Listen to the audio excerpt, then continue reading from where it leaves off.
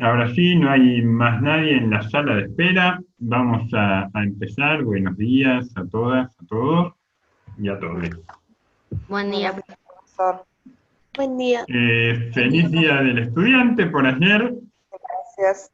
Gracias. Espero que la hayan gracias. pasado Gracias, bien profe. dentro de las limitaciones de la pandemia. Este, se hace larga y complicada. No lo Y creo. les agradezco a todos la preocupación. La semana pasada colapsé.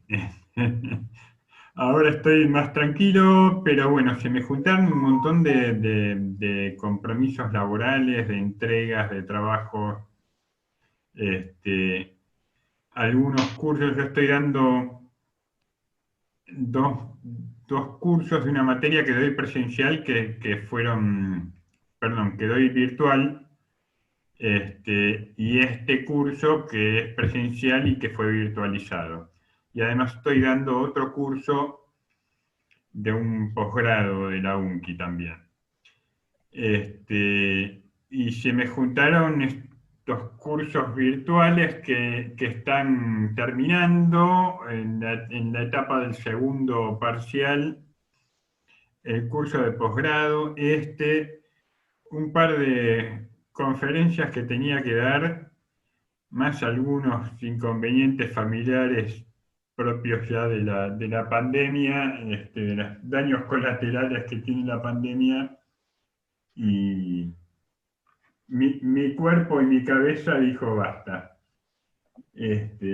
Así que bueno, les pido disculpas por haberlos tenido en ascuas No, la semana No pasada. pasa nada, profe. Lo importante es que está bien. Claro. Muchas gracias. Este, si les parece, están los del equipo que tiene que exponer a Thomas Hobbes. Sí. Hola. Joana, bien. Acá Joana, estamos. me parece que va a ser la maestra de ceremonias, ¿no? No. La que lleva la batuta. Mm, ¿Saben cómo compartir la pantalla? ¿Tienen alguna presentación, un PowerPoint o algo para compartir? Sí, sí.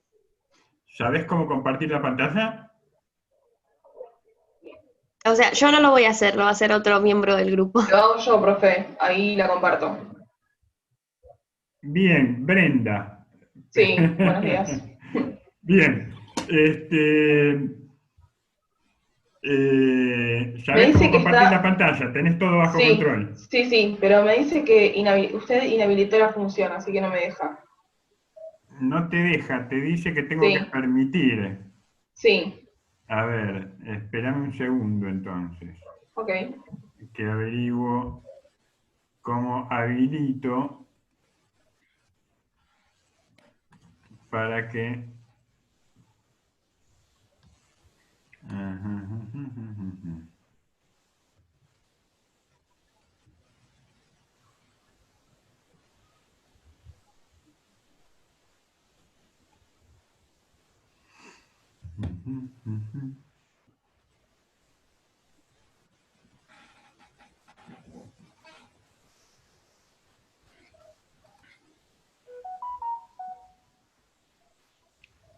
Ahí está, listo.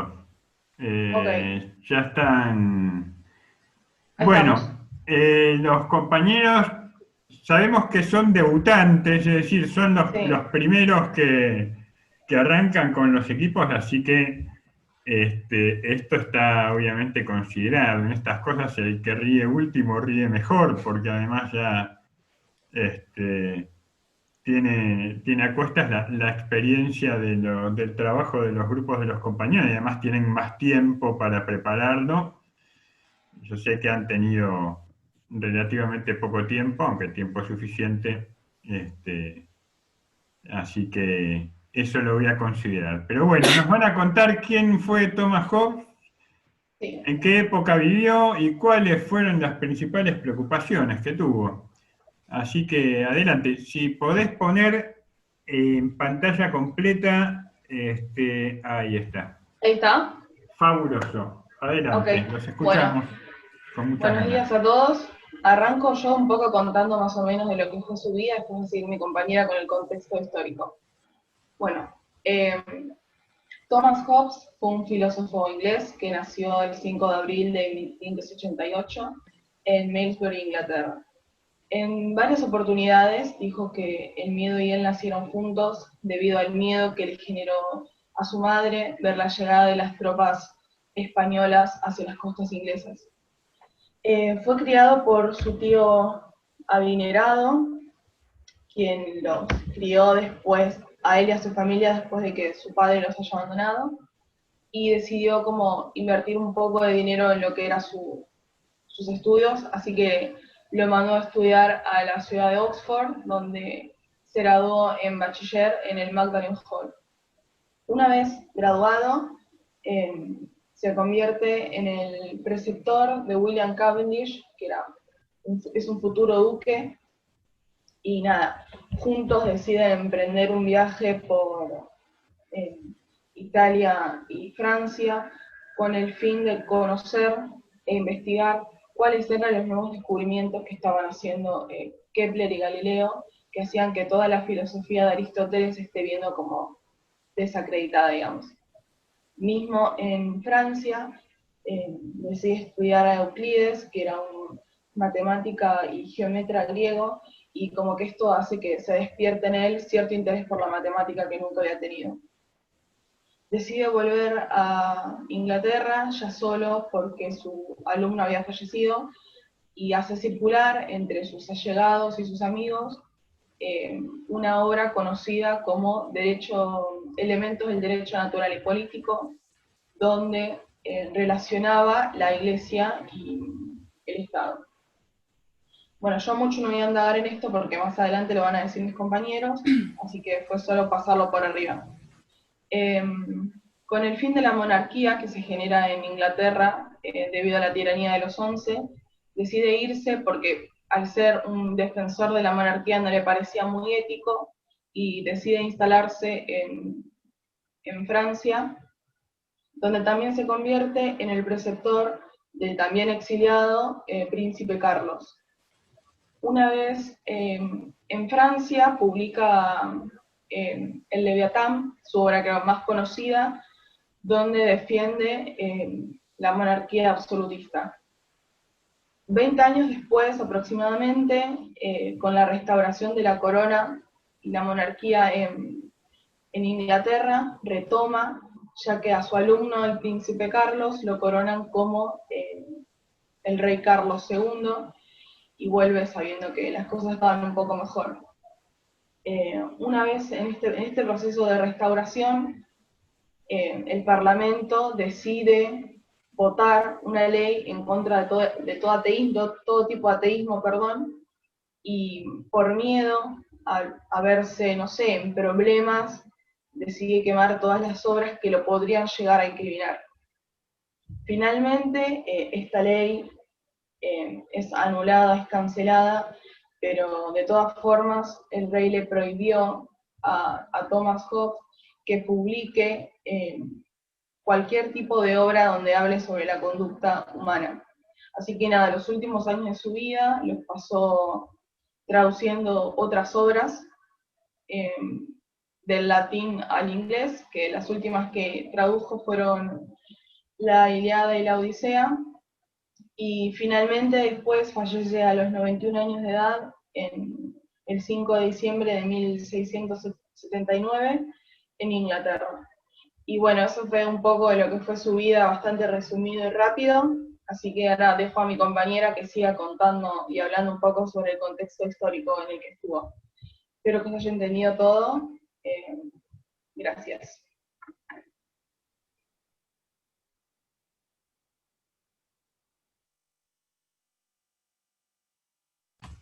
Hola, buenos días. Yo voy a hablar sobre el contexto histórico. Brenda, ¿puedes pasar la diapositiva, por favor? Ahí está. Bueno, el contexto histórico donde más o menos Thomas Hobbes vivió fue la primera parte de la Revolución Inglesa, que fue una disputa entre la monarquía y el Parlamento, el Parlamento se empezó a rebelar contra la monarquía, ya que la monarquía tenía un poder absoluto, y ellos querían empezar a tener un poquito más de control, más que nada sobre las finanzas. La monarquía no quería ceder esto, no quería cederle derechos al Parlamento y querían tener el control absoluto de todo. No pudieron llegar nunca a un acuerdo, lo que disputó una guerra civil, lo que la gana el Parlamento y como coronación decapita al rey y toma control del Parlamento. En esta disputa, Hobbes, como decía Brenda, defendía la postura del rey, pero a su vez creía que su poder no era divino. Pasás, por favor, Brenda, por favor. Acá comienza el gobierno de Oliver Cromwell y se estableció una Inglaterra muy puritana que buscaba crecer el capitalismo y que era un gobierno que era de la burguesía. Acá empieza el Commonwealth, que si vos no querías al Lord, no lo bancabas, era una dictadura, eran reprimidos y eran perseguidos. Como decía, estableció el capitalismo, desarrolló el desarrollo marítimo y económico del país. Se tuvieron que suprimir todos los derechos feudales y favoreció la alfabetización y opinión religiosa, es decir, que la religión era un poco más hablada, pero igualmente, está también la disputa. Cuando termina su mandato, Oliver Cromwell vuelve a la monarquía que asume el hijo de Carlos I, Carlos II. ¿Pasás, Bren, por favor?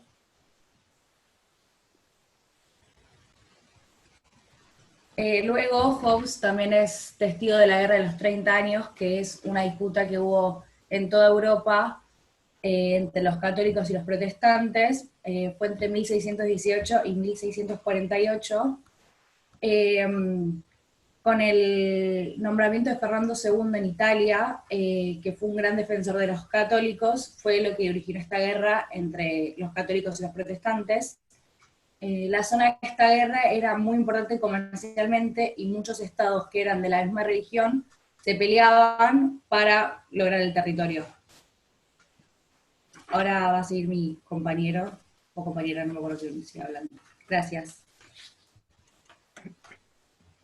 Bueno, yo voy a hablar un poco acerca de lo que fueron las primeras obras de Hobbes, y cómo, bueno, básicamente a través de ellas fue moldeando un poco su pensamiento y madurándolo, ¿no? No voy a hablar de todas porque son un montón, pero sí voy a hacer foco en algunas de las más importantes. Como, por ejemplo, bueno, algunas de sus obras fueron traducciones de otras publicaciones. Por ejemplo, una traducción de Tucídides, en donde básicamente lo que hace es hablar un poco acerca de los peligros que puede conllevar una democracia.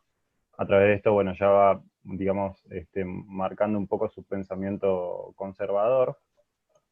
Ya así, hacia 1640, él publica una de sus principales obras y una de las primeras más importantes, que es Elementos del Derecho Natural y Político, que lo había mencionado Brenda, en donde, bueno, básicamente a través de esta obra lo que hace ya sí es explicitar un poco su pensamiento, madurarlo, y hace también una observación minuciosa acerca de la relación entre la política y la religión.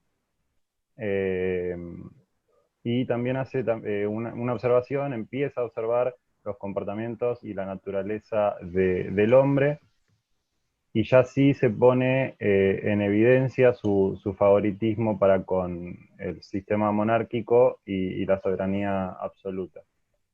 2 años después, en 1642, publica De Cive, no sé si está bien pronunciado.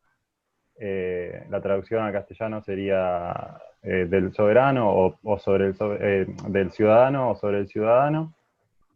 Quizás esta sea su obra más importante por fuera del Leviatán, y aquí sí ya comienza a hacer un análisis un tanto más delicado y minucioso acerca de la naturaleza del hombre, de su comportamiento, incluso tomando algún tipo de situación de supervivencia, como habla él, y cómo todo esto lleva a que el hombre pueda desarrollarse dentro de un contexto social determinado.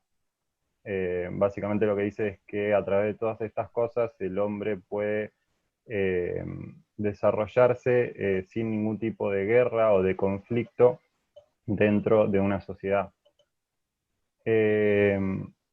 También habla acerca de derechos y obligaciones que tiene tanto la soberanía con sus súbditos, como los súbditos para con la soberanía, que es una especie de retroalimentación de la que él habla, como para que todo se desarrolle de la manera más, la mejor manera posible. Bren, si me cambias la diapositiva, por favor. Ahí están los puntos más o menos de los pensamientos principales de todas estas obras. Asimismo, a pesar de todo esto, de toda esta relación que él habla acerca de la soberanía de los súbditos, él fija su pensamiento en contra de la democracia. Él dice que la democracia básicamente lo que hace es generar una libertad de pensamiento, y la libertad de pensamiento puede conllevar a que el desarrollo del Estado sea trunco, que no se pueda llevar a cabo. Lo que hace básicamente con estas obras es generar las bases teóricas de un nuevo sistema político, y lo que me pareció interesante también es que instala al individuo como el corazón del proyecto político. Quizás sea un tanto contradictorio, digamos, porque lo instaura como corazón, pero asimismo fija su posición en contra de la democracia. Pero bueno, dice que en sí la relación entre el ciudadano o el individuo y el gobierno tiene que estar, más allá de que sea en una monarquía, porque el objetivo común de todos es el desarrollo. Así que nada, estas son las obras previas al Leviatán, y a través de ellas fue madurando un poco su pensamiento, su ideología, y bueno, lo va a desarrollar un poco más adelante con su obra más importante. No sé Sí, si el pensamiento de Hobbes también pertenece a la corriente del iusnaturalismo, que tiene su comienzo en el siglo XVII. Las bases las sentó Hugo Grocio. Él creía fervientemente en la monarquía absoluta también, y creía que la sociedad era una unión de hombres libres. Esta es la primera corriente filosófica del mundo moderno en gestación, y lo que pretendían hacer es, en base al derecho, justificar las leyes en base a una ética racional. O sea, demostrar las leyes, y no solo como los juristas hacían antes, de solo interpretar las leyes y leerlas tal cual estaban en los libros, sino que ellos querían demostrar las leyes en base también, se basaban en las disciplinas de las ciencias naturales, como la biología, por ejemplo. Esas son las bases del iusnaturalismo, a la corriente que también pertenece Hobbes. Estos están en contra del método escolástico, que básicamente lo que pretendían era, tenían siempre el cuerpo de conocimiento estaba basado en la religión, en la iglesia y en los padres de la iglesia. Ellos lo que vienen a hacer es romper con eso, que es lo que había predominado antes, en la Edad Media y en la Antigüedad, y ahora con el comienzo del mundo moderno, ellos lo que quieren hacer es demostrar las leyes, siempre en base a la razón. Pero Hobbes es el que consolida el modelo naturalista en base a su teoría racional del estudio de la naturaleza. Él dice que en un origen todos los seres humanos vivíamos en un estado de naturaleza, donde los individuos estábamos aislados y no había un orden, como se ve en la imagen de arriba. Eran individuos aislados y cada uno hacía lo que quería, no había un orden que los regulara. Al ser tan desorganizados, si había algún conflicto entre las personas, eso podría desembocar en un estado de guerra, lo cual era muy conflictivo para ellos porque no les permitía seguir con su vida. Entonces llega un momento donde deciden, en un acto racional y de voluntad, cederle el poder completo a un monarca.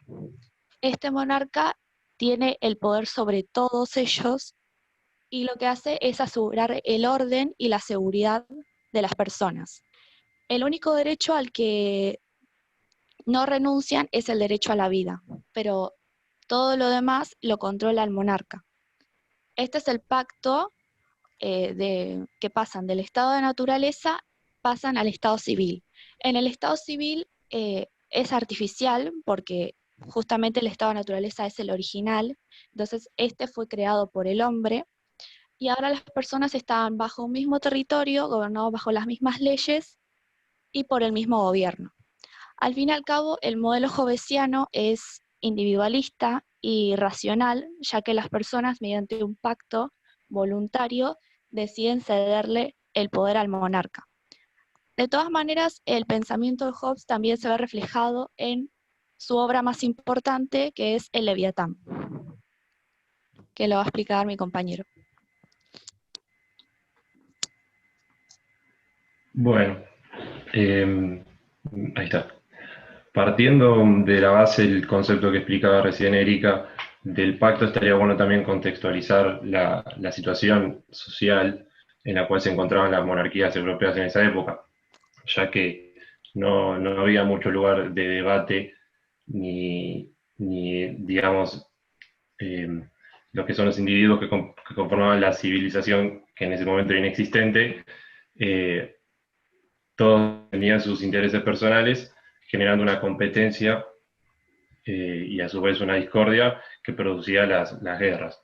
Por lo tanto, basándose en eso, Hobbes sostenía que era un todos contra todos, y a partir de eso él propone establecer un pacto, el famoso pacto. ¿Qué quiere decir el pacto? Él decía que para poder construir una sociedad, cada persona renuncia a una parte de sus deseos y llega a un acuerdo mutuo. ¿Qué quiere decir esto? Él lo mencionaba como el contrato social.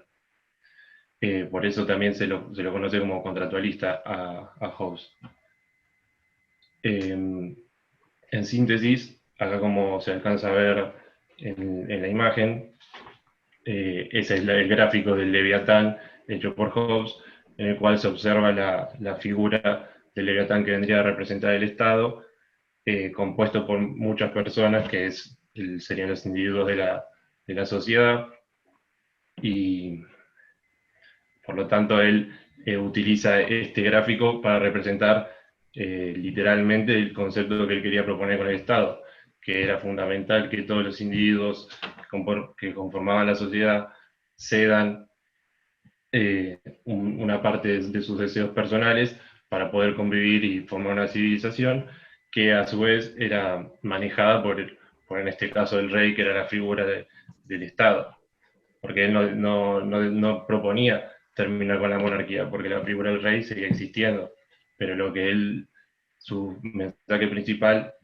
era terminar con esta tendencia de todos contra todos, de, como decía Erika, la ley de la naturaleza, que gane el más fuerte, y sí establecer a un mediador, en este caso el Estado, que valga la redundancia, mediara las intenciones de cada individuo que conformaba la sociedad. Bueno, él también define al Estado como una bestia que tiene la función de ejercer violencia física sobre aquel que violente el pacto. Esto quiere decir que si bien él estaba en contra de los conflictos y cualquier tipo de guerra, le daba la facultad al rey en este caso, de como figura principal del Estado, a cualquiera que no respetara el pacto, hacerlo pagar. Por lo tanto, me parece interesante resaltar que Hobbes lo menciona al Leviatán como una figura terrorífica, pero necesaria. Y porque si bien es literalmente la imagen que utiliza para representar al Estado un monstruo bíblico, es más allá que una metáfora, es la realidad, porque vos no podías sobrepasar la figura del rey o el Estado, en este caso, porque estarías violentando el famoso pacto y no estarías cumpliendo con tu responsabilidad como ciudadano civilizado de esta nueva sociedad que intentaba instalar. Para cerrar, me gustaría también mencionar la importancia del pensamiento de Hobbes que él implica en su obra Leviatán hasta el día de hoy, porque si bien, sacando la diferencia generacional y que han pasado 400 años, la realidad es que nosotros, a pesar de que ahora casi todos los países del mundo viven bajo una democracia, la figura del Estado sigue estando presente como mediador, y ya sea por las leyes o por las decisiones que tome el Estado, nosotros como individuos tenemos que respetarlas y seguir a su pensamiento. Y eso también es algo de lo que más me llamó la atención, porque estamos hablando que pasaron 400 años y en la actualidad sigue estando vigente este concepto. Así que bueno, le doy el pie a mi compañero para que termine. Hola. Hola. Gracias, Brenda. Bueno, ahí está. Voy a hablar de la influencia de Hobbes. A ver, ¿se me está viendo? Sí, ahí está. Voy a hablar de la influencia de Hobbes en la construcción de un Estado moderno. Para Hobbes, lo importante del Estado moderno era que se cumplan los fines de este pacto que habló mi compañero. Para esto se necesita un principio de legalidad. Para Hobbes, el Estado moderno no radica en la división de poderes, por eso el absolutismo, sino que lo importante es que se cumplan lo pactado, el pacto social, que es garantizar la vida, la seguridad y las libertades individuales. Bueno, el contractualismo hobbesiano dio origen a un Estado civil, que es también lo que habla mi compañero, que esto es lo importante, se convirtió en la transición entre el mundo medieval y el mundo moderno.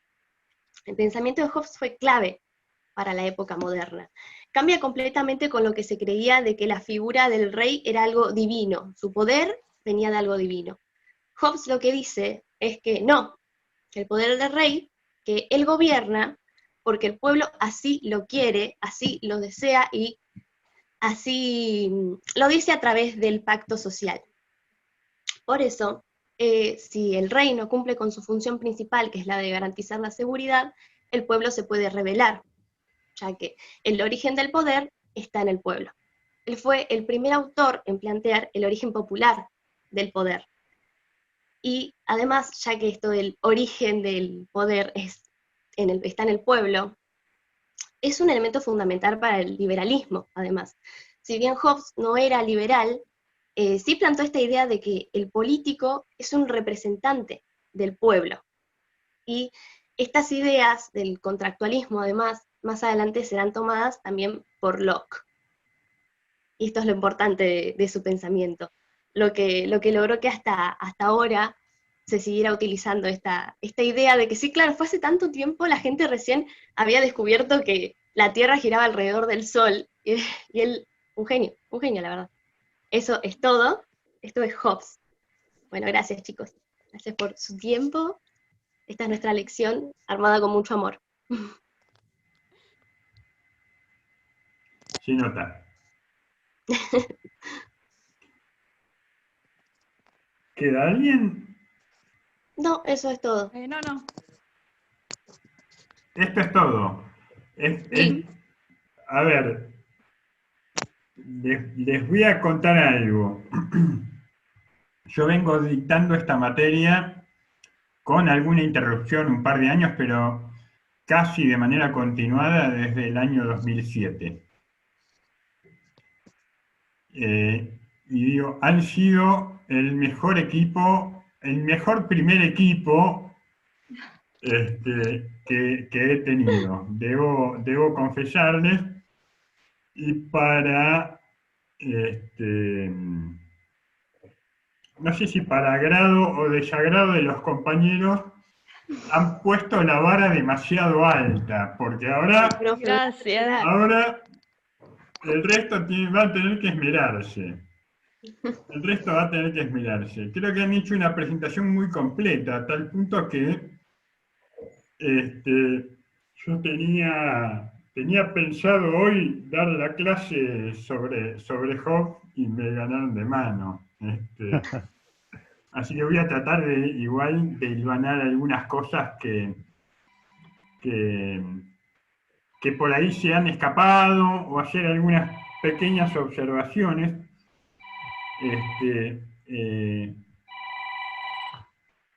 Les cuento que esto se va a cortar en 3 minutos. Así que cuando se corte nos volvemos a conectar. Pero excelente, chicos, la verdad es que han hecho un muy buen trabajo. Gracias. Gracias, profe. Poniendo un poco en contexto, ¿no? Ustedes lo han definido muy bien.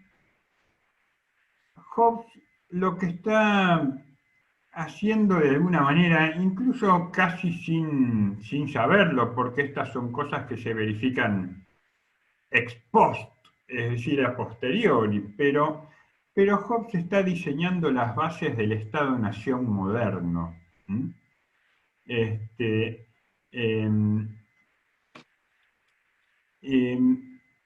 Las bases de construcción del poder del Estado-Nación.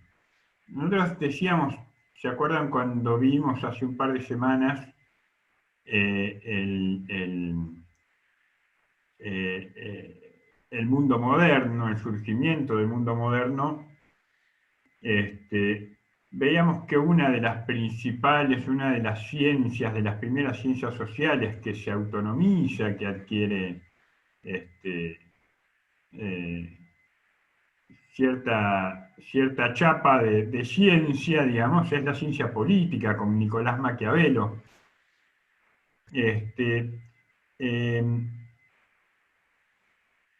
Tiene que ver con esto, tiene que ver con una nueva forma de ejercicio del poder. El Estado-Nación moderno surge de las cenizas del Estado feudal, de la desintegración del Estado feudal, por un lado, y de la imposición de un poder centralizado. Estos son procesos que se han ido dando a lo largo de muchos años, no es que se dio de un momento para el otro. En España se dio con la unificación de los reinos de Aragón y Castilla, los reyes católicos. Ese fue el comienzo del Estado-Nación moderno español, por ejemplo, a comienzos del siglo XVI, después de la virtual expulsión de los moros o el confinamiento de los moros al sur del territorio español. Tampoco es que con los reyes católicos. Bueno, estamos todos. Entonces les decía, lo que sucede en los siglos XVI, XVII, en Europa sobre todo, la Europa de Hobbes, pero sobre todo en Inglaterra, que es la cuna del capitalismo, digamos, tiene que ver con la crisis del poder medieval, digamos, ¿no? Del antiguo régimen. Esta crisis que en en Inglaterra hizo eclosión 100 años antes que en Francia la Revolución Francesa. La consecuencia de todo este proceso que muy bien nos contaban Brenda y Erika, de las guerras civiles en Inglaterra, terminan en 1688 con lo que se llamó la Revolución Gloriosa, que es la instauración, digamos, definitiva del Estado moderno en Inglaterra, con la preeminencia del control del poder burgués por parte del Parlamento. Los que se llamaron, o se dieron en llamar, no en la época de Hobbes, pero inmediatamente después de Hobbes, el partido de los Whigs, que en general eran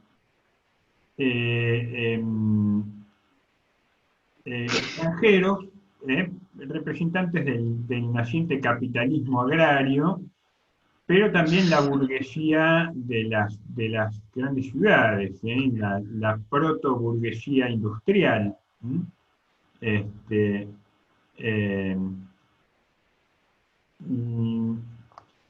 Entonces, en Inglaterra está sucediendo esto, que en mayor o menor medida viene sucediendo o va a suceder en todos los países de Europa, que es este Estado o estos territorios políticamente fragmentados que eran característicos de toda la Edad Media, es decir, desde el siglo V, en el que termina de caer el Imperio Romano. En Europa el poder de los reyes era un poder nominal, era una primacía honoraria, pero era un poder compartido. Los reyes compartían el poder con la Iglesia y compartían el poder con los nobles.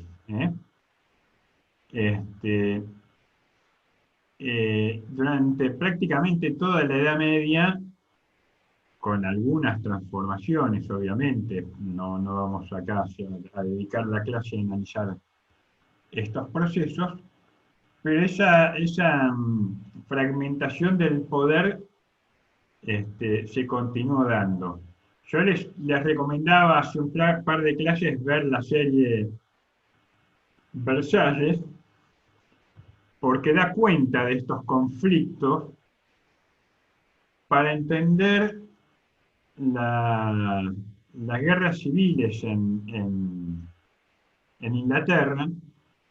Yo les recomiendo otra serie que es Los Tudor, que es anterior, digamos, la historia transcurre unos 100 años antes de la época de Hobbes, pero da la pauta de esos conflictos que ya empiezan a aparecer durante el reinado de Enrique VIII.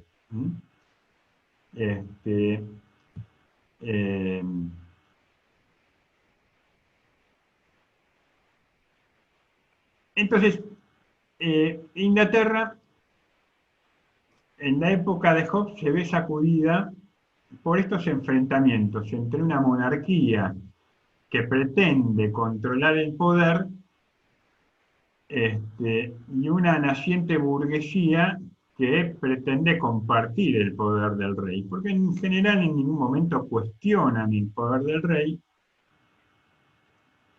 pero lo que pretenden es condicionarlo. Y fíjense ustedes por qué va a surgir estas guerras civiles. El detonante de estas guerras civiles es la primacía o la potestad que tenían los reyes para para crear impuestos. Por supuesto, la burguesía y los liberales, en general van a ser los principales enemigos de los impuestos. Lo vemos ahora estos días, donde en Argentina ya desde hace 4 meses por lo menos se viene discutiendo la posibilidad, ahora pareciera que va a salir, la posibilidad de que en este contexto de pandemia por única vez se aplique un impuesto a la riqueza. Es decir, un impuesto que van a pagar menos de 10.000 personas. Los 10.000 personas más ricos, yo no sé ahora, no recuerdo exactamente a partir de qué patrimonio es que tributan, pero es cerca del 1 o algo más del 1% del patrimonio declarado. Consideremos que buena parte de las fortunas en Argentina no tienen declarado el patrimonio real, tienen buena parte de esas fortunas puestas en paraísos fiscales, ocultas de la mirada del fisco, así que el cálculo se hace en blanco. Sí. No, justamente con esto que decía usted, yo no recuerdo desde cuánto del patrimonio, pero sí que 3.000 personas, justo lo veía anoche, 3.000 personas de las más ricas van a pagar casi el 50% del total de lo que se va a juntar, o sea, 3.000 personas. Claro. O sea que no Eso, sé cuánto, eso pero además son da cuenta de cómo está concentrada la riqueza en la Argentina, ¿no? A ver, en general el partido del orden, el partido conservador en la Argentina, que es la Alianza Cambiemos, se opone porque dicen que es un avance sobre la propiedad privada, que es un impuesto confiscatorio, que lo cierto es que sin una situación inédita como una pandemia, si no se cobran impuestos a los más ricos, ¿a quién se les va a cobrar, no? Porque las políticas públicas se hacen, el Estado no genera dinero per se, sino a partir de lo que recauda, entre otras cosas, vía impuestos. Y tradicionalmente la estructura impositiva, la estructura fiscal de Argentina, tiene un componente muy regresivo, es decir, tradicionalmente el mayor esfuerzo lo realizan los que menos tienen. Es decir, aquellos cuyos ingresos apenas, con suerte, llegan a cubrir las necesidades básicas de alimento, ¿no? ¿Por qué? Porque todo el mundo paga el IVA, y el principal impuesto en Argentina es el impuesto al valor agregado, que lo pagamos todos cuando compramos un paquete de galletitas, un paquete de yerba, estamos pagando ese IVA, ¿no? Que si el comerciante nos da el ticket, nosotros tenemos la garantía de que ese impuesto llegue al fisco. Si no nos da el ticket o la factura, vamos a suponer que ese impuesto se lo queda el comerciante. Vamos a cerrar el paréntesis, pero la burguesía nace, digamos, ya bajo la impronta, impone, mejor dicho, la impronta del pensamiento liberal, que lo vamos a ver las clases que vienen, al ver el pensamiento de John Locke. Pero lo cierto es que esta guerra civil en Inglaterra tiene esa puja como detonante, ¿no? En realidad el absolutismo monárquico ya existía. El principal monarca absoluto en Inglaterra fue Enrique VIII, ¿no? Hizo buena parte del trabajo sucio que proponía Thomas Hobbes. Lo cierto es que a partir de Enrique VIII, entre otras cosas, miren la serie Tudor porque está muy buena, disciplina, así como en la serie Versalles, Luis XIV hace lo propio con la nobleza, con los nobles franceses, Enrique VIII hace lo mismo, ¿no? Con la diferencia es que además se saca de encima el poder del Papa, el poder de la Iglesia Católica, y asume una versión del calvinismo que termina siendo una religión de Estado. El jefe de la Iglesia anglicana es el propio rey. Es decir, el poder civil y el poder religioso están detentados por la misma persona, por el soberano. Y acá viene a cuento esta justificación que nos decían los compañeros hace un rato, de Hobbes, decir, el poder religioso tiene que estar subordinado al poder del Estado. No puede haber ningún poder que condicione al poder del Estado. Porque el poder del Estado se basa en esta idea del poder popular. Y si el Estado no tiene, de alguna manera, la suma del poder, corre peligro la propia integridad del Estado y por ende se corre el peligro de volver al estado de naturaleza, al estado de guerra de todos contra todos. Una observación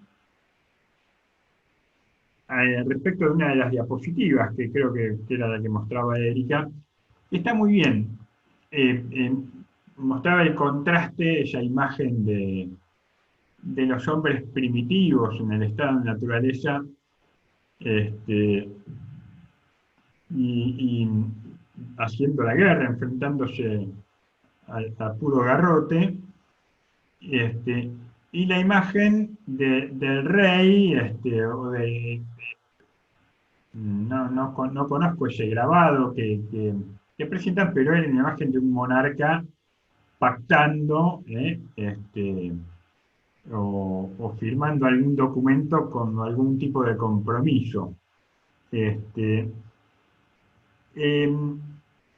Esto es así, pero hay que tomarlo con pinzas, porque para Hobbes el estado de naturaleza no se corresponde de lleno con el hombre primitivo. Para Hobbes el estado de naturaleza es una mera hipótesis del intelecto, como él va a decir. Es un recurso de la razón. Pero si el estado de naturaleza puede corresponder y de hecho para él correspondía al estado de guerra civil que se vivía en Inglaterra. El estado de naturaleza es la ausencia de un poder estatal capaz de garantizar el orden, de garantizar y de imponerse. La manera de poder garantizar ese orden es que no haya nadie que le pueda discutir algo que Max Weber va a definir 300 años después como el monopolio del uso legítimo de la fuerza. Ni más ni menos, Hobbes no lo plantea con estas palabras, pero Hobbes lo que está planteando es esto, la necesidad de que el Estado se imponga a todos los poderes particulares, al poder de la Iglesia, al poder de la nobleza, inclusive al poder de los burgueses, de la naciente burguesía. El Estado tiene que tener el monopolio del uso legítimo de la violencia. Dentro de un territorio, de un Estado, no puede haber fuerza que la discuta. Si ustedes ven otras series, yo soy fanático de las series, la serie Narcos, la primera temporada y la segunda, la que trata sobre el cartel de Medellín y principalmente sobre el poder de Pablo Escobar, ahí se va a dar cuenta, por ejemplo, que el Estado colombiano era un Estado en disputa, que Colombia todavía en parte lo sigue siendo, era un Estado que no controlaba todo el territorio. Buena parte del territorio colombiano estaba en poder de la guerrilla y buena parte del territorio colombiano estaba en manos del narcotráfico. Entonces eso quiere decir que como el Estado no puede imponerse, no puede lograr la fuerza y el poder suficiente, hay guerra civil. Se impone la guerra. Hobbes diría que Colombia es un claro ejemplo del estado, del regreso a un estado de naturaleza, de la ausencia de un poder lo suficientemente grande como para imponerse y anular a cualquier otro poder particular.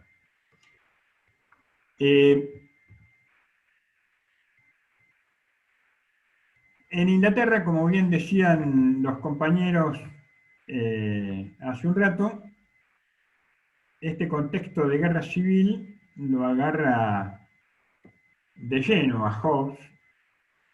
Hobbes era ya para esa época, durante el reinado de Carlos I, un intelectual muy reputado, tal vez uno de los intelectuales más importantes, junto con Spinoza, unos años antes René Descartes,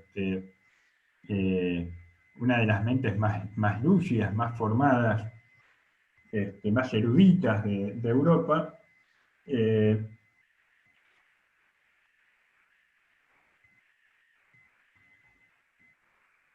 Hobbes dice, ¿quiénes son los que pueden garantizar ese poder absoluto del Estado? La monarquía. La de Hobbes es una opción, es una opción por la monarquía frente al poder del Parlamento que quería ponerle límites al rey. Querían un poder limitado, un poder compartido. Es decir, que para dictar cierto tipo de impuestos el rey tuviera que tener la aprobación del Parlamento.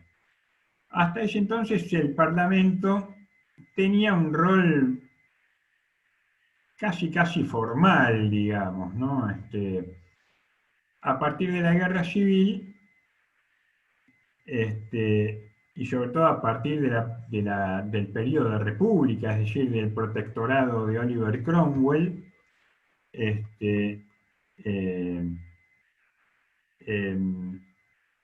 comienza a tener a invertir esa ecuación, digamos, en la monarquía que se configura después del protectorado de Cromwell y sobre todo con la Revolución Gloriosa de 1688, nace la monarquía moderna. En Inglaterra, la reina es una figura, si no decorativa, simbólica. Es un poder simbólico del Estado. Pero el poder es un poder claramente parlamentario en Inglaterra, y ese esquema, esa configuración de la monarquía se crea en esta época. Cromwell era un puritano. Lo que es la primera revolución, la primera guerra civil, terminan deponiendo al rey, cosa que no había ocurrido nunca en Inglaterra. No solo deponen al rey, sino que además lo terminan decapitando. Cromwell era el prototipo de esta nueva burguesía terrateniente, constituida básicamente por granjeros, protestantes, liberales en su ideología, pero puritanos en un sentido religioso, es decir, hacían del protestantismo y de la observancia religiosa un elemento importante de la vida moral. Van a encarnar lo que de alguna manera Max Weber llamó la ética protestante, ¿no? En Inglaterra, esta ética de la austeridad, del no derroche, de la acumulación, del ahorro, de la acumulación de capital, esta ética de la propiedad privada también. Lo cierto es que tal vez involuntariamente Oliver Cromwell termina la tarea encomendada a la monarquía por Thomas Hobbes. Termina de centralizar ese poder del Estado, no ya en la figura del rey, sino en la figura del Parlamento, pero allí todo lo que termina sucediendo es que el poder del Estado británico, del reino en este caso, termina consolidado y además en un esquema que va a perdurar hasta nuestros días. ¿De qué hablamos cuando hablamos de Estado-nación moderno? Hablamos de un Estado que controla un vasto territorio. La idea de soberanía viene a cuento de que el soberano, ya sea el pueblo en las repúblicas o el monarca en las monarquías, ejerce un control sobre un territorio. ¿Cuáles son los límites de ese territorio? Esos límites están dados por las relaciones de fuerza con los otros estados vecinos. Por supuesto que van a tener algunos límites naturales, pero esos límites se construyen siempre en función de pactos internacionales. Es decir, el poder de un Estado termina donde comienza el poder de otro Estado. Y hacia el interior de ese Estado, lo único que rigen son las leyes. Las leyes. Esto es lo que va a propugnar Hobbes, que no haya... Hobbes incluso no va a distinguir todavía entre poder ejecutivo, poder judicial y poder legislativo como si lo va a hacer posteriormente Montesquieu. Él habla del poder legislativo, del poder de dictar leyes, que para él es lo fundamental.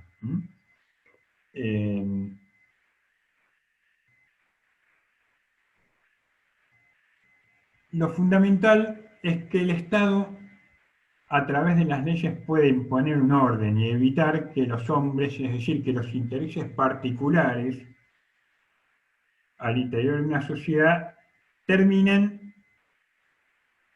en guerra civil, terminen con los individuos matándose unos contra otros. Esto en cuanto al contexto y un poco la tarea que se impone Thomas Hobbes. Ahora, Hobbes también, incluso tal vez sin proponérselo, sin quererlo, sin saberlo, va a sentar las bases de la democracia, con esto que, a pesar de propugnar el absolutismo monárquico, ¿no? Con esto que los compañeros recién hablaban del poder popular. Si recordamos esa imagen en una de las diapositivas, que tal vez Brenda pueda volver a ponerla o a compartirla, si está por ahí. Sí, profe, cerré todo, ahora la abro.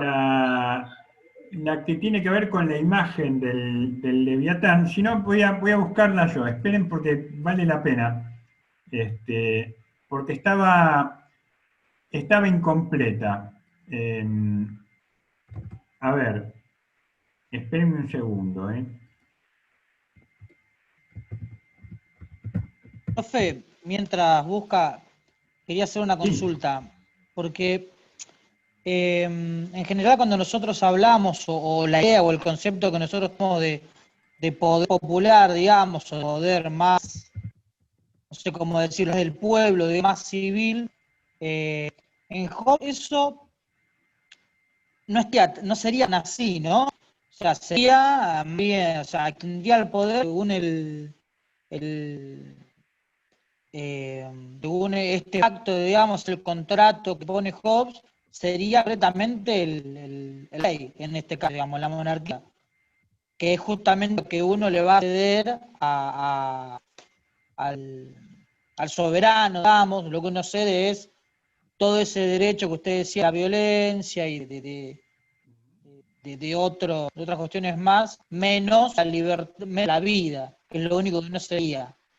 Ahora vamos a meternos con eso, porque tiene que ver con los fundamentos, pero tiene que ver también con las consecuencias del pensamiento de Hobbes. Yo voy a ver si les puedo compartir, aguarden un segundo.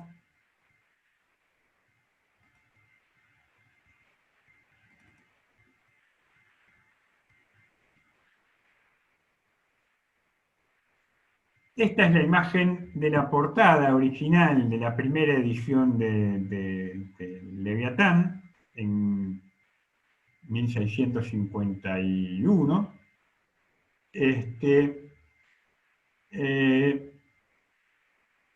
El título del libro es más largo, como se solía hacer en esa época, ¿no? Leviatán o la importancia, la forma y el poder. En 10 minutos se va a cortar. Decía, Leviatán o la importancia, la forma y el poder de un Estado común, eclesiástico y civil.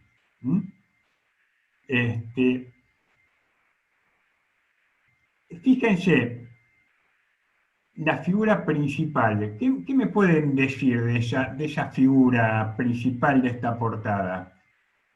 ¿Qué características tiene? Yo sé que se ve muy chiquitito acá, pero ahí. Primero, Ahí se ve está en formado mayor por detalle. gente. Claro, está formado por gente, tiene la espada, digamos, ¿no? O sea, que simbolizaría la violencia. Dirigida a él. Y no sé qué tiene en la otra mano, ¿no? Un báculo, no sé. Pero empecemos por acá. Claro, Lo que de lejos parece que fuera una especie de malla protectora que tiene como vestimenta, si uno ve en más detalles una multitud de personas, de individuos. Es decir, ese cuerpo político está formado por individuos. Esa es la base del poder popular y esto es lo más novedoso que va a traer en términos políticos el pensamiento de Hobbes. El poder popular. El poder del soberano de alguna manera, es la expresión del poder popular, de esa soberanía, que en el estado de naturaleza cada hombre tiene sobre sí mismo y que mediante el pacto va a ceder esa soberanía individual al soberano, va a renunciar. Los individuos renuncian a esa soberanía individual en pos de esta soberanía colectiva. Después vemos que a la derecha a su izquierda, tiene un báculo. El báculo es el clásico bastón del pastor y es el símbolo del poder de la iglesia, ¿no? El poder religioso. Acá representa el poder religioso. Abajo está la ciudad de Sibe. Este poder es un gigante, ¿no? Que se yergue por encima, y en otra mano tiene la espada. La espada va a representar ese poder del Estado, es el poder de la fuerza. El poder de la fuerza. En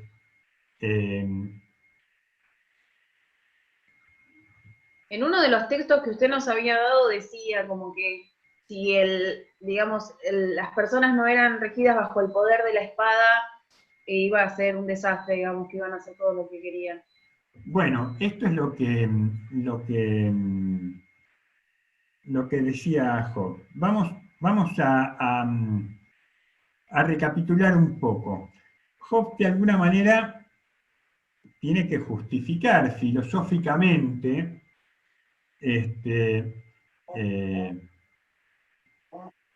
su postura política, ¿no? Lo tiene que justificar en términos filosóficos. Y eso es otra cosa novedosa, ¿no? En la época de René Descartes, en la época de Grocio, en la época de Pufendorf, por primera vez ese poder tiene que justificarse, tiene que legitimarse en razones no teológicas, como hacía la filosofía escolástica, sino en términos racionales. Por eso, la adscripción al derecho natural que va a ser Thomas Hobbes. ¿Por qué? Porque para fundar el poder del Estado, Hobbes va a remitirse al estado de naturaleza. Esta idea de soberanía individual, que no es otra cosa que esa capacidad de hacer justicia por mano propia, que tiene cada individuo en el estado de naturaleza, va a decir, el ser humano, porque es un ser razonable y sabe lo que le conviene, pero además porque vive con miedo, vive todo el tiempo temeroso ante la posibilidad de caer muerto mediante la espada de su vecino, de su adversario, de su enemigo, va a pactar. Van a pactar entre ellos. Van a decidir juntarse, conformar un cuerpo político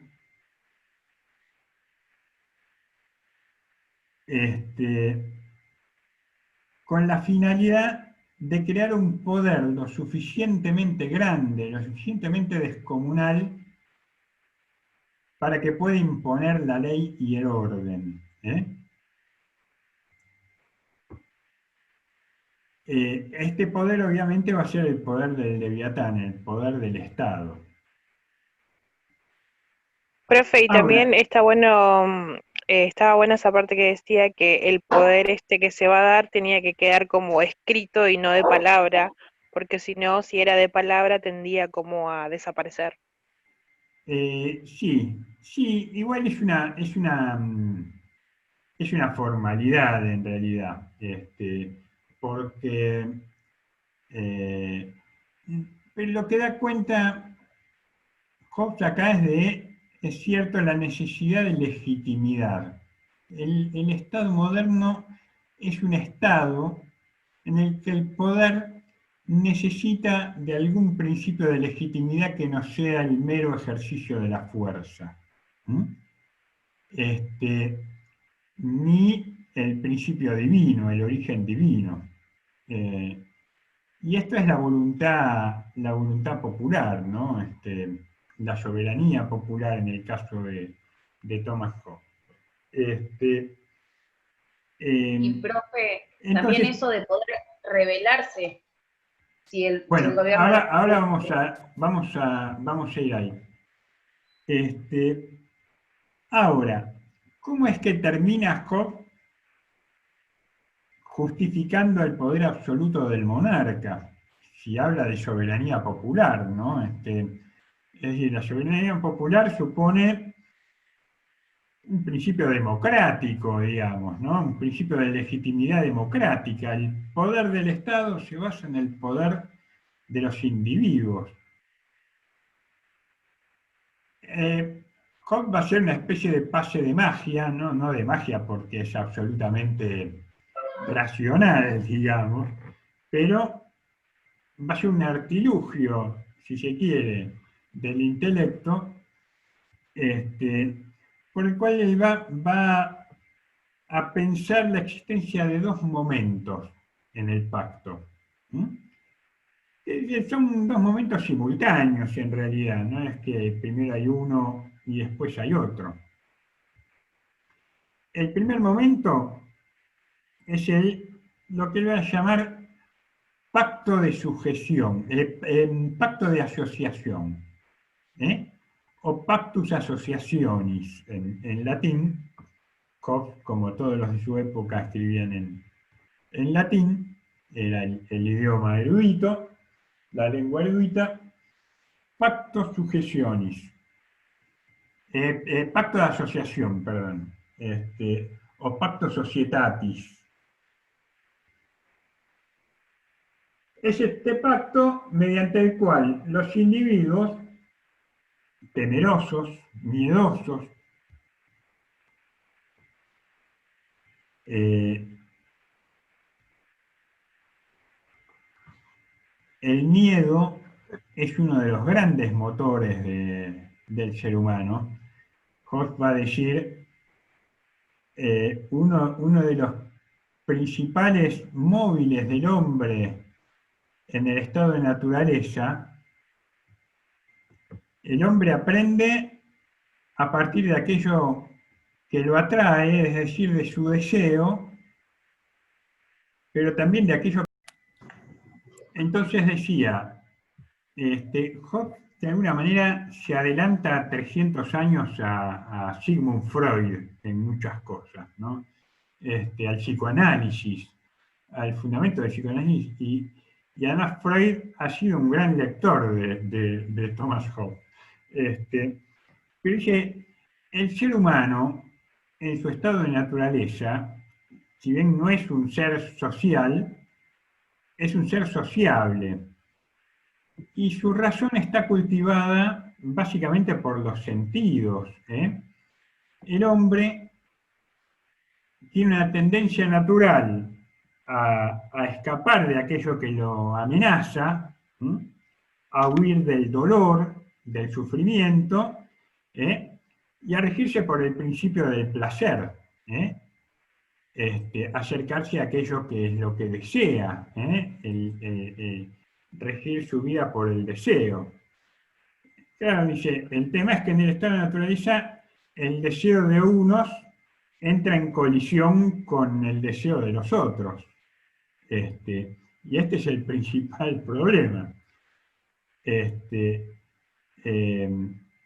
Entonces, de la propia experiencia, el hombre, como es un ser razonable, va a decir, instauremos un poder tal, que es el poder de todos, de manera tal de que incluso el más fuerte de entre nosotros no tenga la capacidad de matarnos. Es decir, que tenga que someterse él también a un poder, o a ese poder que esté por sobre todos los poderes, que es ese poder del Estado.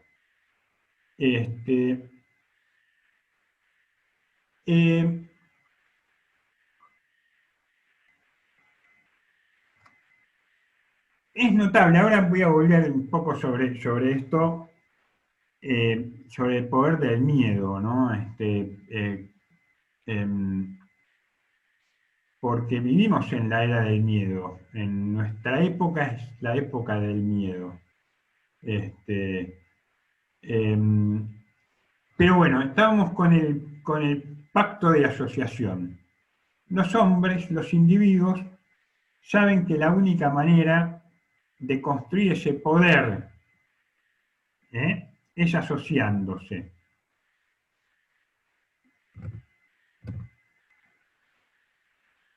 Aguárdenme un segundo, que quiero compartir pantalla.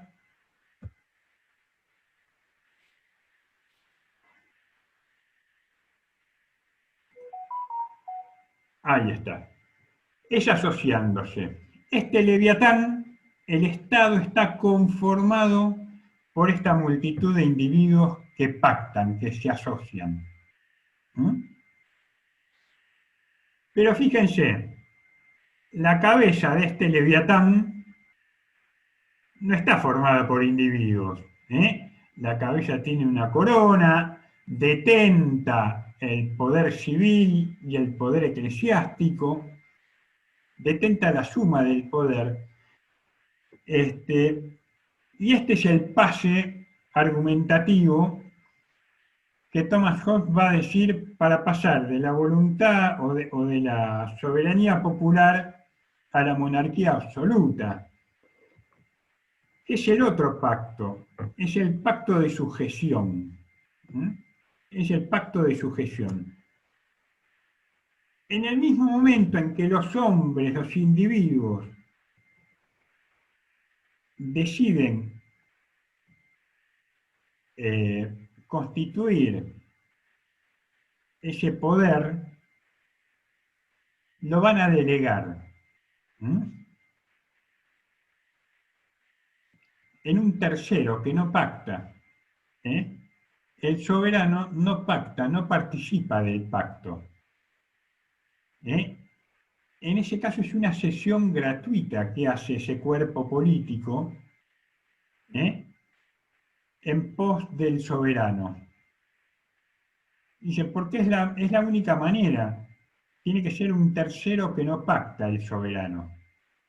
Porque si fuera uno de nosotros, ya le estaríamos dando a uno de los otros el poder suficiente como para imponerse al resto. Entonces, la condición para la conformación de este soberano, cuyo poder es fruto de la suma de las soberanías que delegan los individuos, es ese carácter que no pacta, es una cesión gratuita. El cuerpo político decide sujetarse a la voluntad del soberano. ¿Es un poder absoluto? Es un poder absoluto.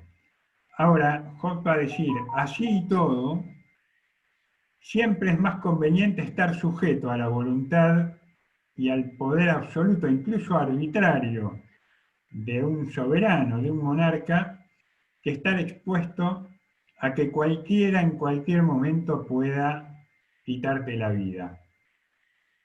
Incluso ese soberano tiene el derecho a quitarte la vida, pero la probabilidad de que lo haga es mucho menor a la probabilidad que hay de que caigas muerto por la mano de tu semejante.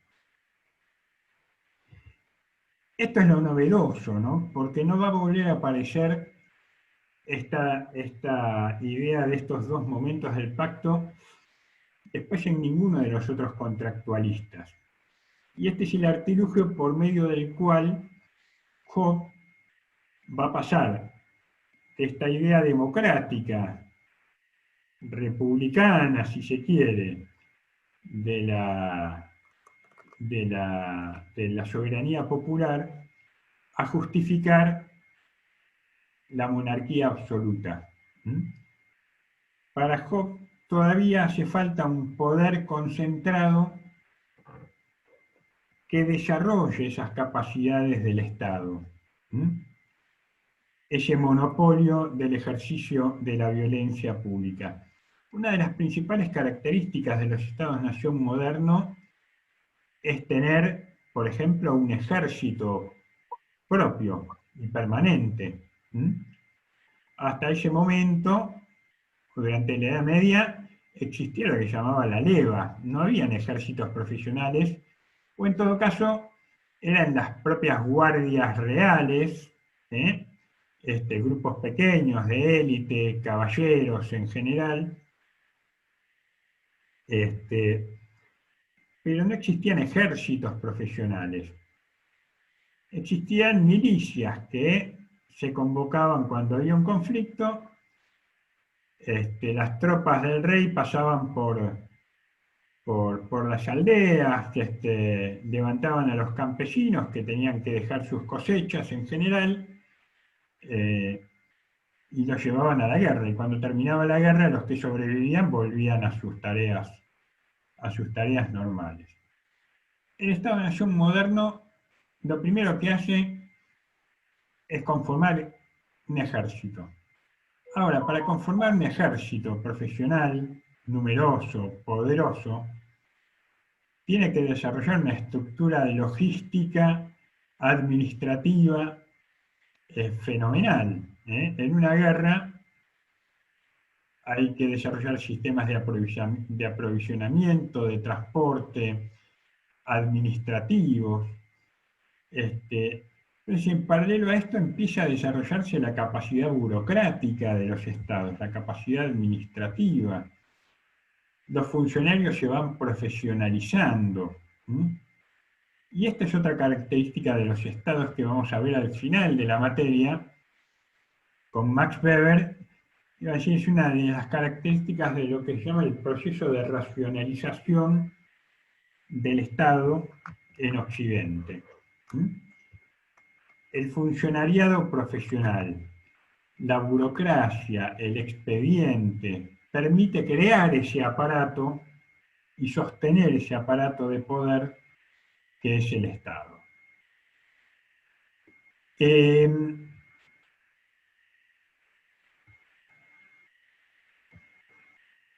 ¿Alguna pregunta hasta acá?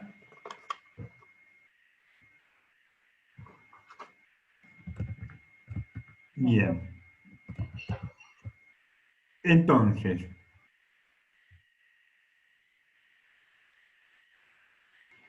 yo voy a hacer un breve sobrevuelo ahora de lo que es el Leviatán, ¿no? Estos capítulos que tienen ustedes como lectura, los voy a poner un poquito en contexto.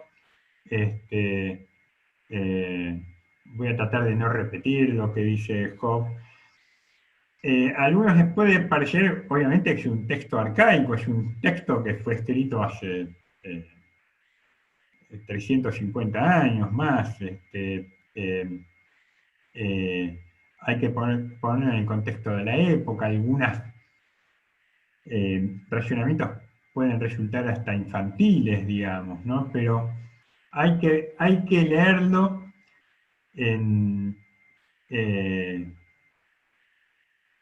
hay que leer a Job en términos de qué es lo disruptivo, lo novedoso, lo innovador que él está introduciendo en la discusión acerca del origen de la sociedad y del Estado en su época.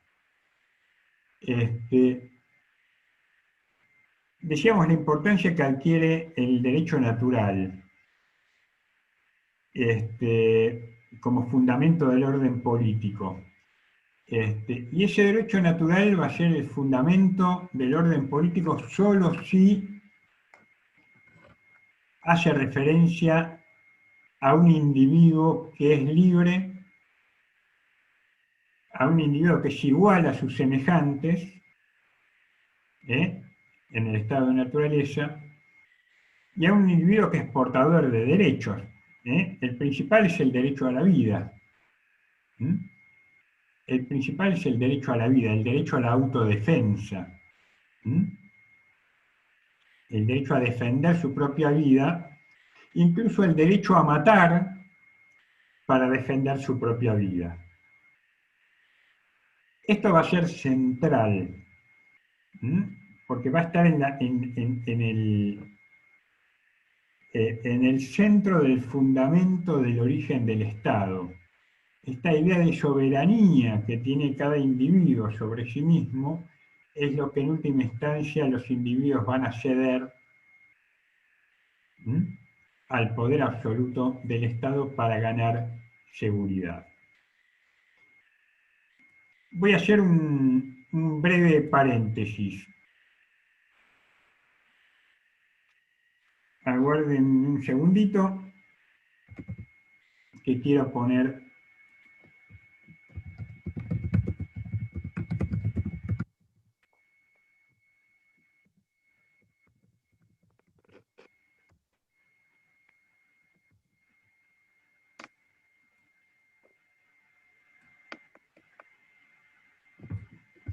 algo en pantalla.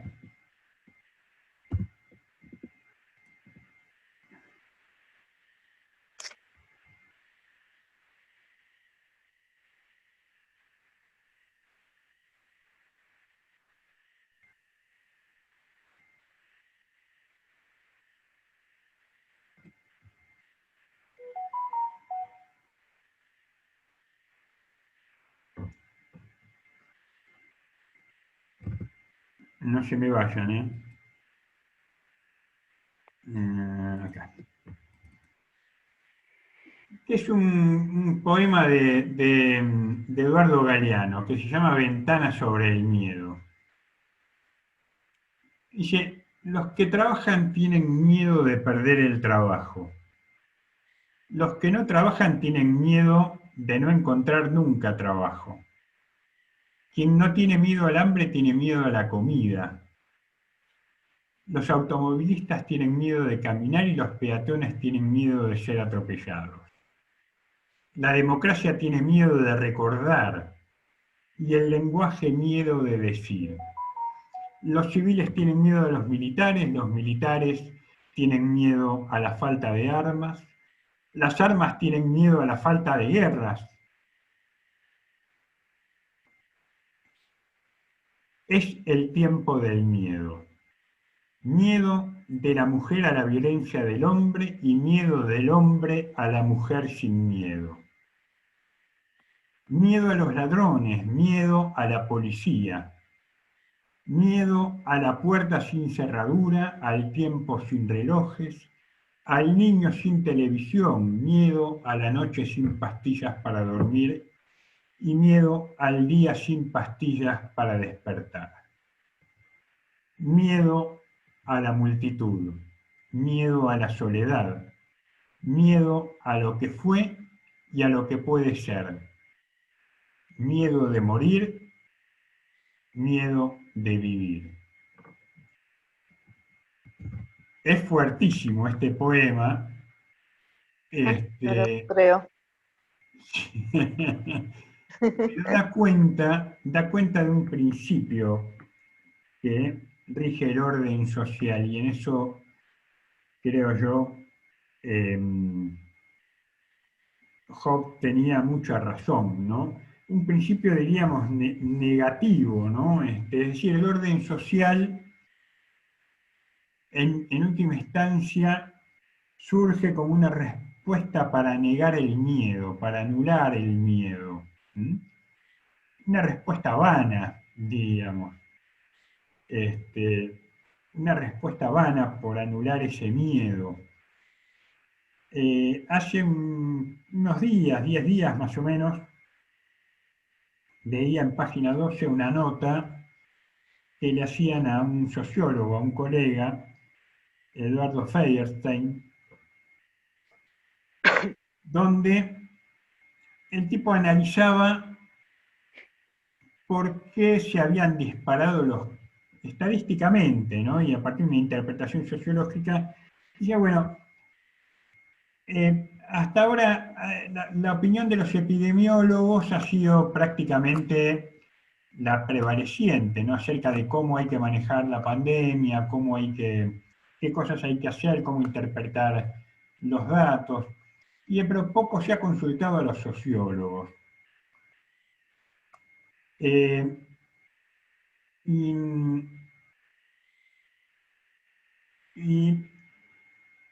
él dice, analizando las tendencias que se han dado a partir de las sucesivas flexibilizaciones de las condiciones de aislamiento, la gente ha ido perdiendo el miedo, ¿no? Y el perder el miedo hace que se descuiden. Ahí opera lo que dice un mecanismo de negación, un mecanismo de negación sobre la realidad, una fantasía. Esto no sucede. Lo peor ya pasó, nos podemos relajar. Estos mensajes además fueron fortalecidos, expandidos a partir de muchos medios de comunicación masivos, ¿no? Y la ideología anticuarentena. Ergo, se han disparado los casos o han subido muchísimo. Él decía, la estrategia oficial de comunicación no es la mejor en este momento. Esto de decir, de dejar librado a la responsabilidad individual el cuidado colectivo, y no estaría dando resultado. Y cita a un físico, un científico argentino, Jorge Aliaga, que creó un término, vieron que se hablaba mucho de la inmunidad de rebaño, ¿no? Es decir, en vez del aislamiento, juntar a la gente, que el virus se propague rápidamente, se crea una inmunidad colectiva al costo de, claro, de perder muchas vidas, ¿no? Lo que decía Jorge Aliaga es, al contrario, lo que hay que crear es inmunidad del cagazo. Inmunidad del cagazo. Es decir, tiene que haber un verdadero miedo de la gente a salir a la calle. Si no hay miedo, opera el sentido de la negación. Se pierde el principio de la realidad por el principio del deseo, que termina confundiendo el deseo con la realidad. Entonces decimos, salimos a la calle y no nos va a pasar nada. O yo salgo con barbijo y me lavo las manos con alcohol y estoy prevenido. Entonces es así como socialmente se va relajando. Dice, el miedo sigue siendo el gran motor de las conductas sociales. ¿Vieron cuando somos chicos o cuando los chicos están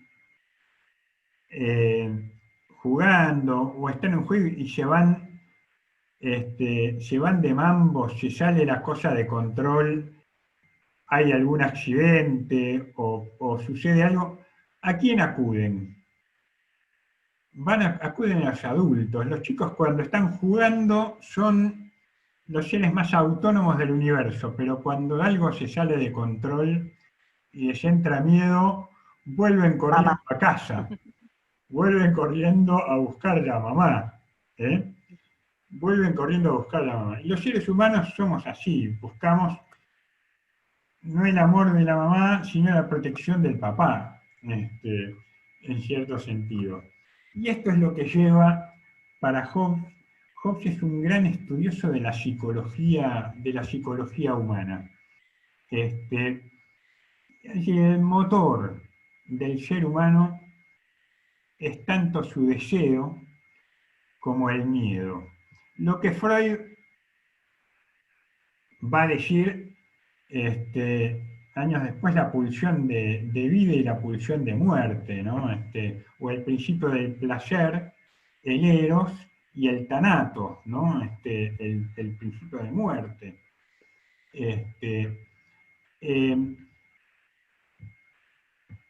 Entonces, Hobbes va a ser un gran conocedor, un gran estudioso de la psiquis humana.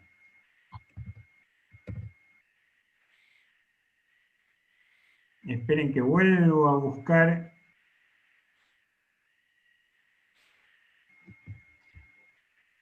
En la primera parte, entonces, Hobbes va a dedicarse a esto, a estudiar las motivaciones y la psiquis del ser humano. Analiza la naturaleza del ser humano en cuanto ser, es decir, la naturaleza ontológica del ser humano, para continuar un estudio del individuo como ser social, como miembro de una sociedad, y de cómo, a través de su experiencia, de sus vivencias en el seno de la misma, el ser humano se va haciendo a sí mismo. El individuo se va haciendo individuo en la medida en que también se va haciendo social.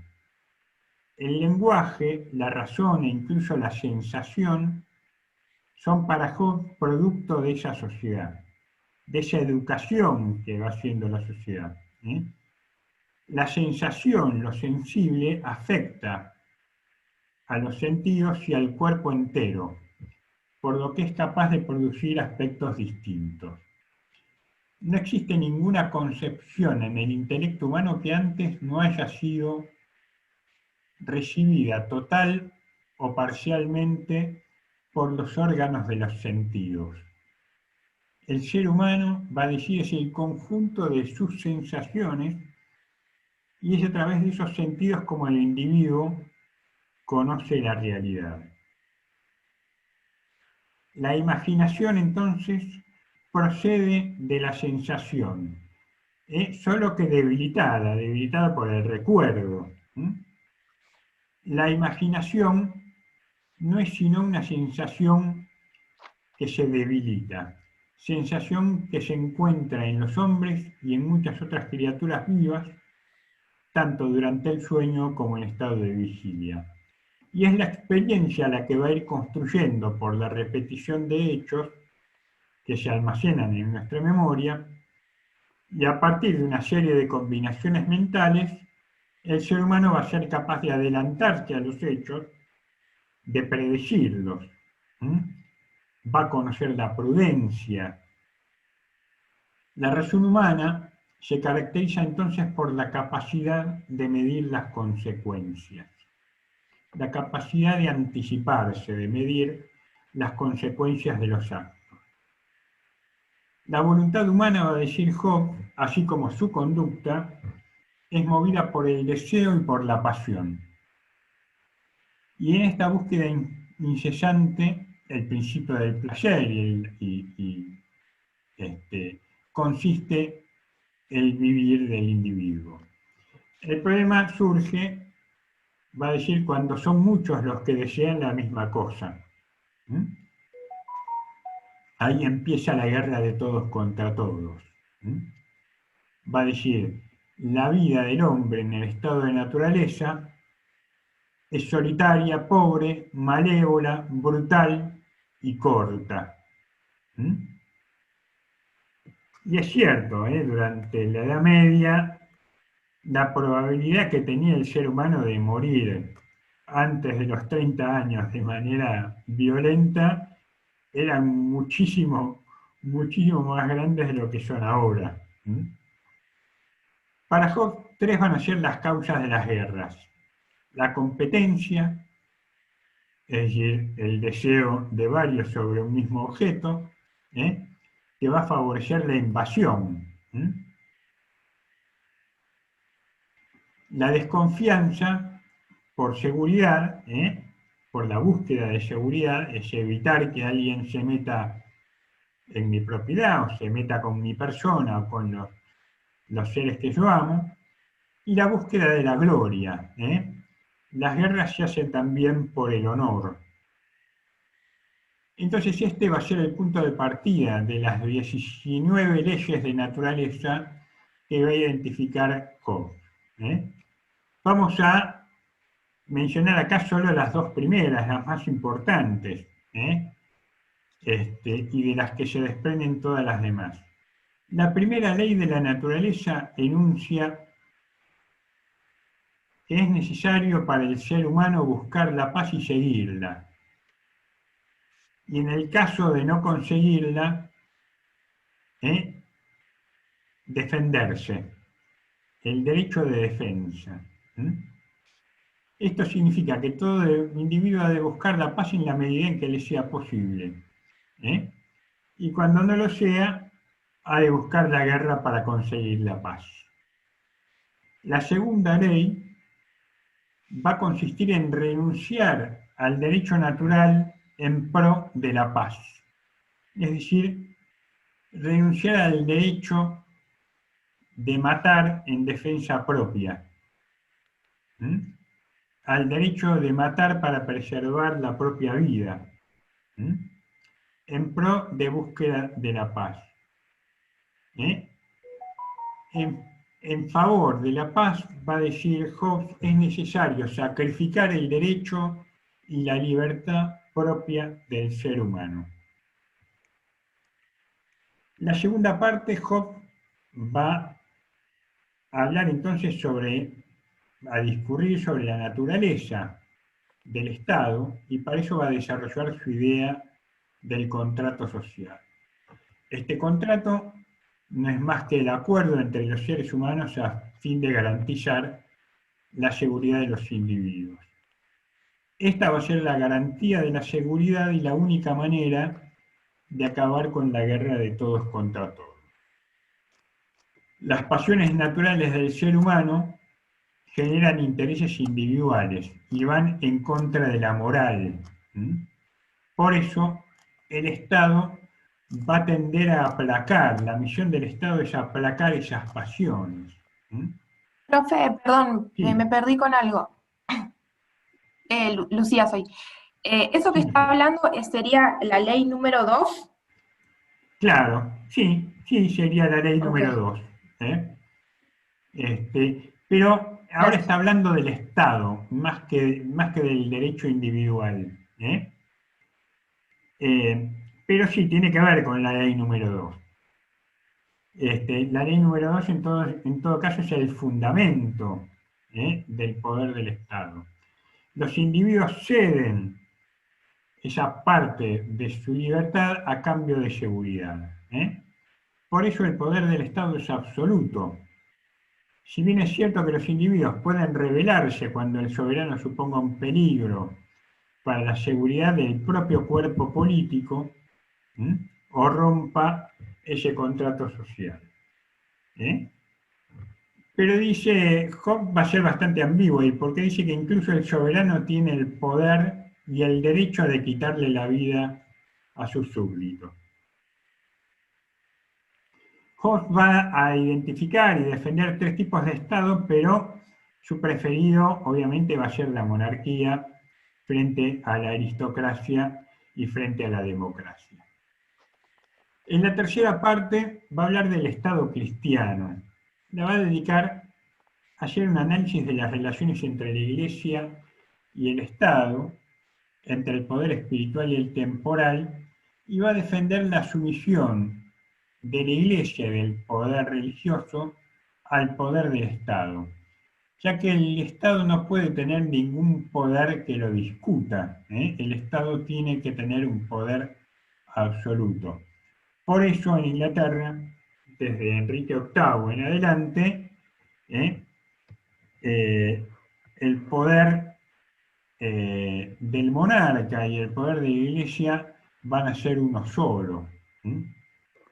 El monarca, el rey, es el jefe de la Iglesia.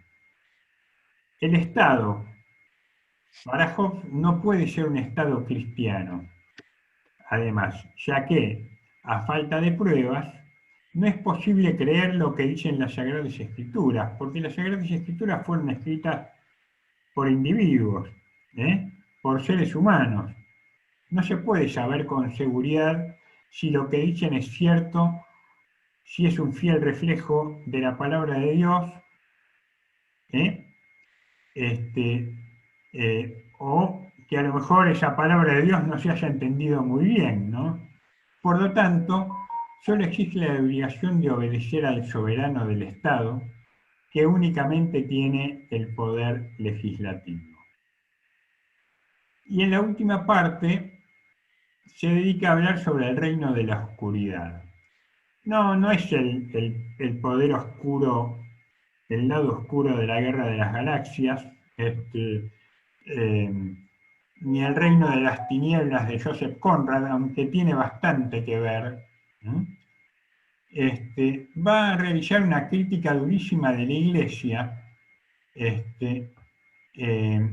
a la que va a acusar de mitificar al cristianismo, incluso a denunciar como cierta violación de ese espíritu cristiano. Es decir, la Iglesia propugna dentro de su propio seno prácticas que llevan al ateísmo. Y no por oscuridad se refiere al infierno o algo maligno, sino que la oscuridad va a radicar sobre todo en la ignorancia, en la falta de conocimiento a la hora de entender las Sagradas Escrituras. Esto está detrás de la falsa creencia de que la Iglesia sea el reino de Dios, lo que supone someter el poder del Estado a la misma. Es decir, Hobbes va a terminar de minar el último recurso que tenía la escolástica, que era el poder de los padres de la Iglesia para justificar el origen del poder en términos de la divinidad o de la voluntad de Dios. Básicamente, esto que hemos visto hoy a partir de la gran exposición que han hecho las compañeras y los compañeros, y de esto que yo humildemente he tratado de complementar, es lo novedoso del pensamiento de Thomas Hobbes. La clase que viene vamos a seguir con el pensamiento de John Locke, así que traten de venir más o menos, por lo menos con los primeros capítulos del texto leídos. Vamos a terminar el martes que viene con la presentación del segundo equipo, que nos va a contar quién fue John Locke, cómo vivió su tiempo y por qué Locke es Locke. ¿Alguien vio la serie Lost? Una serie muy disruptiva e innovadora hace 13, 14 años, 15 años. Lost, Perdidos. La escuché nombrar, pero no la vi, la verdad. Bueno, porque... Yo la vi, profe, la vi, Lost. Una de las características que tiene esta serie es que muchos de esos personajes tienen nombres de filósofos. Si bien no había un Hobbes, sí había un Hobbes, había un científico que se llamaba Hobbes, pero uno de los principales protagonistas de la serie era John Locke, y también había otra que se llamaba Rousseau, una mujer, y después habían otros protagonistas con otros nombres de filósofos, pero está bueno conocer la personalidad y las características de esos personajes, porque son una clave para los que hayan visto la serie, para entender un poco el pensamiento de cada uno de estos filósofos. ¿Cómo se llama la serie, profesor? Sí. ¿Cómo se llama la serie? Lost, que es Perdidos en inglés. Ajá. Es la historia de un avión que se accidenta en una isla perdida de la Polinesia, o de lo que supone la Polinesia, y comienzan a suceder hechos más que asombrosos, sobrenaturales, donde se empieza a jugar el principio de la realidad, sobre todo. Bueno, es una serie además larguísima, porque tiene como 6 temporadas o 5 temporadas.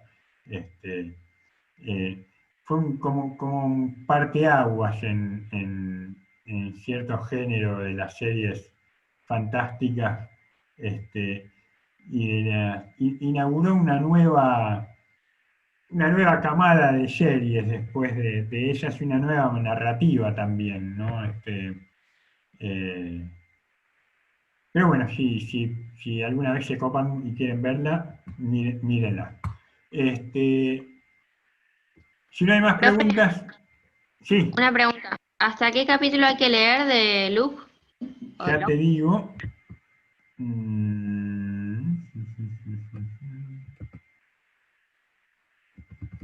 No es Luke, es Locke.